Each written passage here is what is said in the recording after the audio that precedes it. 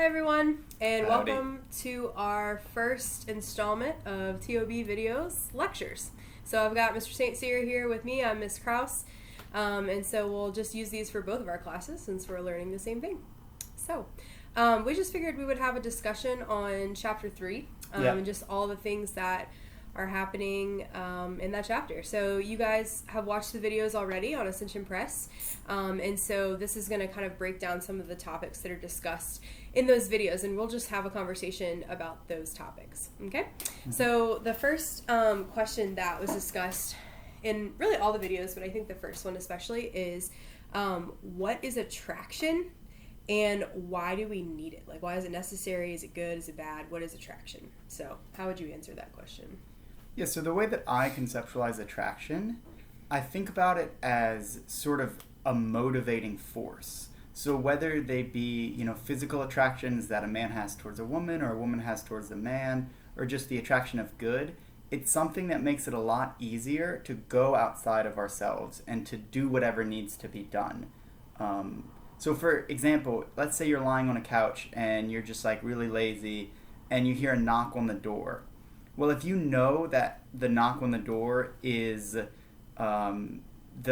Amazon delivery man and he's bringing the package that you're so excited about, well then you jump out the door and it's super easy. But if you don't know who it is, or maybe it's your grandma coming to visit and you're not excited to see her. Why would you not be excited to see your grandma? Well, just with this time, maybe you really want to stay Maybe you're quarantined. afraid. Yeah, you're afraid you're going to get the virus to her. So you kind of have to force yourself to you white knuckle it, you push yourself up off the couch and you go and you answer the door. Well, in life we all have different obligations, things that God asks us to do, or maybe the world, places on our plate. Mm-hmm. And attraction is what can make it easier for us. We can choose to love people just by the force of our will. We have that power. Mm-hmm. But attraction makes it easier to love. It's sort of gas in the car, so we don't have to be behind the car pushing it. Right. So if you're going to have a romantic relationship with someone, right? So if you're going to be dating someone and eventually maybe marry someone, then obviously there's got to be that attraction there, right? The attraction is like the fuel to help you love each other in an intimate way, really, for the rest of your lives. And so it's really a gift that we experience this attraction. So it's a gift that is good, right? God created us this way. And so whenever we feel attracted towards other people, that should be sort of a natural call for us to actually love that person, right? So it's a help. Right. So, and let's remember what is love, and we'll get into that in just a second. Mm-hmm. But very briefly, it's willing the good of the other, which is about sacrifice, which is hard. Right. So attraction takes what is hard and makes it easy. Mm-hmm. It's a good thing because without it, it would almost, not entirely, but it would very nearly be impossible to love because of how hard it is. Mm-hmm. But attraction makes it easy, makes it sweet. So attraction is something, too, that can kind of come and go. So even within a marriage, right, you may have, you have this attraction with your spouse, you have these memories, right, you have all these things that you guys have built together. But the attraction can kind of fade in and out depending on what's going on in your life. But it has to be there sometimes, right, in order for the relationship to work on that level. And so, but like you were saying, it's possible to love somebody without the attraction, right? So I always use the example of somebody who maybe is not really attractive to you, maybe even just on a friendship level, not attracted to you. So maybe there's somebody in your class that really annoys you, or maybe you have a sibling that really annoys you, right? And you're having now to spend a lot of time with them at home. So you're still called to love, right, that person, even if there's not an attraction there. And maybe there's moments where you see the beauty in that person, and you see the goodness in that person, but maybe a lot of times it's really difficult for you. It's still possible to love, but attraction definitely makes it easier.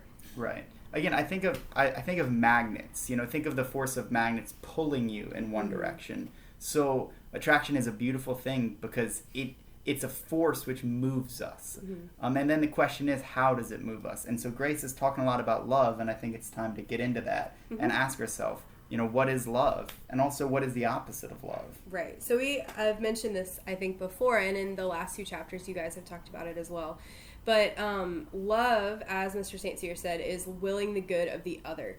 So it's about them, right? So when we're loving, a lot of times we can talk about the word love and we can think that it just means attraction, right? Or it just means this feeling that I get when I'm around this person, right? And that can be not quite it. It can be part of it, but it's the beginning of it, right? So in the video, Brian Butler was talking about how attraction is like the raw materials of love, but love is something that is based more after that on choices, right? Choices for the good of this other person's life. And if I'm not willing to make choices, even sometimes that are difficult for the good of the other person, it's going to be very hard for me to actually build a solid relationship that's going to last. Because if I don't have that choice, if I don't have that will, then when the attraction does kind of fade in and out, it's going to be very easy for me to just drop it all and leave, right? And so then that enters in a lot of like vulnerability and frustration and like worry about like, is this person going to stay faithful to me, and like all of that kind of stuff. So if you're building this relationship, just like you're going to try to build a house, you need attraction, but you also need choice. You need the will to be able to say like, I'm going to do what's good for this person, even if it's difficult for me. And so so love is about that. The opposite of that then would be, well, it'd be use, right? It'd be, so again, love is a choice, and we use the word to will the good of the other, but understanding that as it's developed over the course of history, will and in modern language we would say to do are very similar. So it's to do the good of the other. It's an active choice. And then use would be to, instead of doing the good of the other, instead of willing the good of the other, to will solely and to do solely the good for yourself. So it's not about how can I serve them. It's about how can I take what I can get from them. That's what use is. So we have these attractions which push us to engage with other people. Let's be honest. Talking to other people is hard. Encountering other people is hard. Enter attraction. Boom, now it's easy. So now it's easier to engage with other people, to interact with other people. But now there's a choice. Are we interacting with them for our benefit or for their benefit? Mm-hmm. So love is when our actions, our will, is pointed towards their benefit. And then use is when our actions are not about their benefit, but about our benefit. Mm-hmm. So it's a choice. Remember the words of Christ. I came not to be served, but to serve. Mm-hmm. So love is ultimately going to be about the choice to serve, the choice to place yourself below the other. Mm-hmm. Right. And so that doesn't mean that, I guess, like, that it's always going to be difficult, right? Because, again, we said, like, the attraction sometimes will make it easy for us to make those sacrifices, right?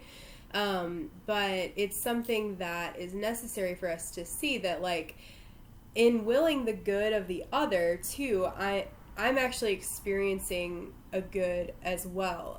And so it's not...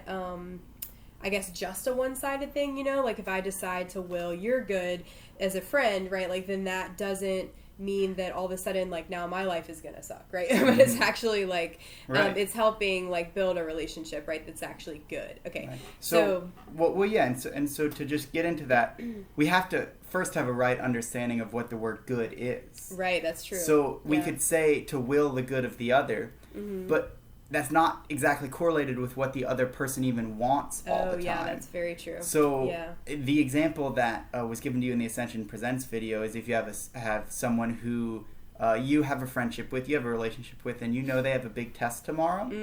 Well, maybe they want to hang out with you. Maybe they're the ones who's peer pressuring you and saying, no, we don't have to stop hanging out. I'm having a really good time. Let's keep hanging out.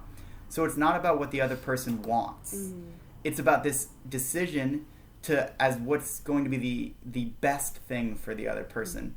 And that's tricky. And so part of our human formation is discovering the good. Yeah. So, you know, all of this kind of rests on an appropriate understanding of what the good is. Right. Yeah, and I think that's something that we have to discover by helping ourselves to have a little bit more of a long-term vision.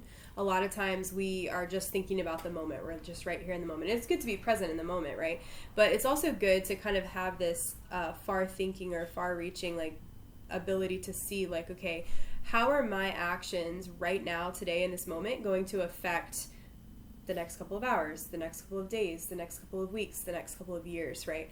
And a lot of times we don't tend to think that way. And ultimately our final destination. Right, exactly. So then that would be like when you die, right? Like, where are you going to go? What are you going to experience when you die? And so so that is, that's like, okay, so is this action that I'm doing right now going to help you, not only right now in this moment to like feel good, but also like to be best for your life in the coming weeks, in the coming years, like ultimately to get you to heaven, right? Yeah. And so if we are in a relationship of love, a friendship, a romantic relationship, a family relationship, just even the relationship with your classmates and your teammates, like their call and your call is to be united with God and everyone else in heaven, right? And so are my actions right now leading to that? Or are they actually preventing that from happening? And just a very quick practical litmus test is you can look at sort of when you are experiencing the good. So is this what you want right now?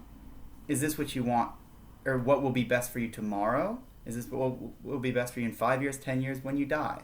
So it's not always. You have to use discernment, you have to use prayer. But generally, the longer out that you're experiencing the good, the better it's going to be. So, for example, maybe it is good for y'all to stay and keep hanging out an extra hour and keep enjoying it. And that is a good.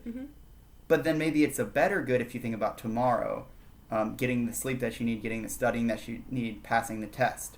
So you can see how choosing the good the farther out is a little bit higher. So it's not perfect, but it's a good practical litmus test when we're trying to decide, what is good. Cool, yeah. I really like that. I think, it's going to take you being willing to actually think about these things, right? And to not just react to the first thing that happens, but to actually ask yourself the questions. Like, what actually is good for this person that I love? How do I love them better, right? All right. Yeah.